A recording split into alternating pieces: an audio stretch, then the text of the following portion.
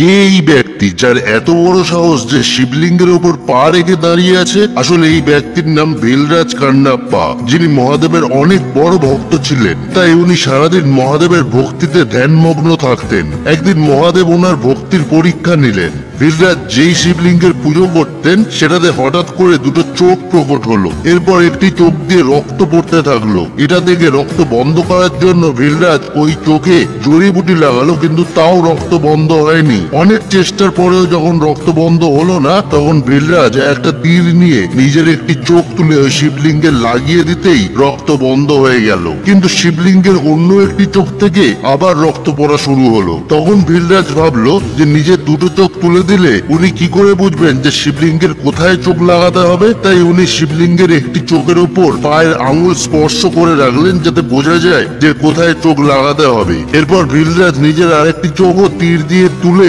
শিবলিঙ্গে লাগিয়ে দেন। আর এই ভক্তি দেখে মহাদেব বেলরাজের সামনে প্রকট হয়ে ওনার দুটো চোখই ফিরিয়ে দেন। এই শিবলিঙ্গটি আজও পূজিত হয় অন্ধ্রপ্রদেশের শ্রী কালাহাস্তেশ্বর শিব মন্দিরে।